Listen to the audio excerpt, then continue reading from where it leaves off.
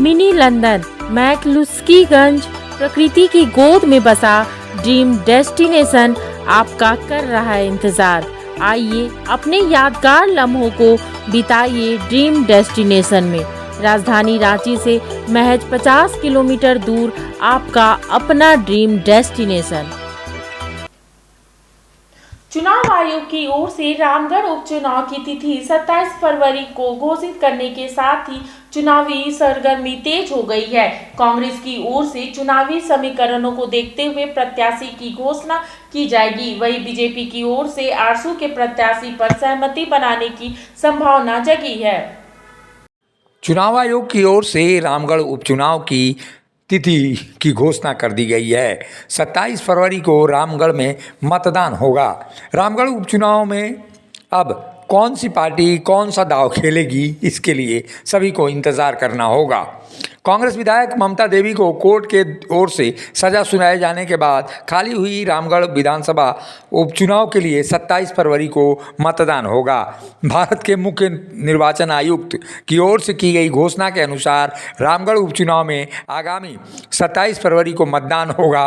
वहीं 2 मार्च को मतगणना होगी। चुनाव के लिए 31 जनवरी को अधिसूचना जारी की जाएगी। चुनाव के लिए 31 जनवरी से 7 फरवरी तक नामांकन दाखिल किया जा सकता है, जबकि नाम वापसी की आखिरी तिथि 10 फरवरी को होगी। रामगढ़ उपचुनाव की घोषणा के साथ ही चुनावी हलचल तेज हो गई है। रामगढ़ में जहां कांग्रेस ने अपने प्रत्याशी को लेकर गहमागहमी शुरू की है, वहीं विचार विमर्श भी प्रारंभ हो गया है। दूसरी ओर एनडीए के फोल्डर से बीजेपी अब शायद आजसू के प्रत्याशी को समर्थन देगी। आजसू वहां अपनी दावेदारी कर रहा है। ऐसे में आजसू और कांग्रेस के प्रत्याशी के बीच सीधा मुकाबला हो सकता है। महागठबंधन की ओर से कांग्रेस के प्रत्याशी कौन होगा, यह फिलहाल कहना कठिन है, लेकिन इतना ज़रूर है कि ममता देवी के पति बजरंग महतो का नाम सबसे आगे चल रहा है। बजरंग महतो ममता देवी के पति हैं और फिलहाल अपनी दावेदारी जता रहे हैं। मुखर संवाद से बातचीत के दौरान भी उन्होंने अपनी दावेदारी को लेकर पूरी तरह से आश्वस्त होने की बातें कही हैं। वहीं दूसरी ओर आजसू की ओर से चंद्र प्रकाश चौधरी की पत्नी को वहां आजसू का प्रत्याशी फिर से बनाया जा सकता है।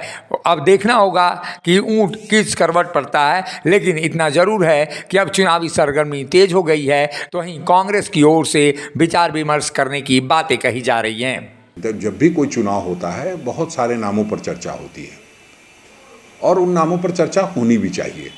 तो हमें नहीं लगता कहीं कोई दिक्कत की बात है। सभी नामों पर चर्चा होगी और जो फीडबैक्स लिए जा रहे हैं, आदरणीय प्रभारी जी खुद गए थे रामगढ़ और हमारे द्वारा भी जो फीडबैक होगा वो दिया जाएगा और उसके बाद जैसे ही उम्मीदवार तय होगा आपको सबसे पहली सूचना दी जाएगी।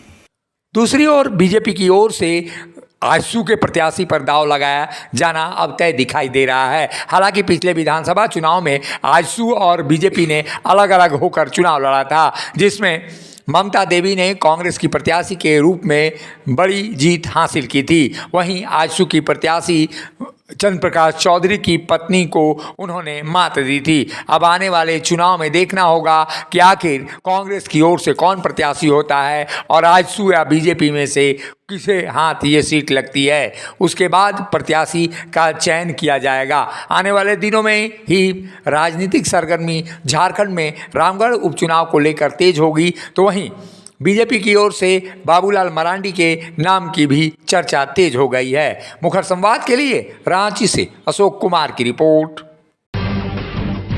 जब टूटती है आस, जब थकती है सांस, जब रूठते हैं अपने, मुंह मोड़ता है जमाना, जब अंगड़ाई लेता है संकल्प, फिर बनती है कहानी, बनते हैं अनमिट निशान।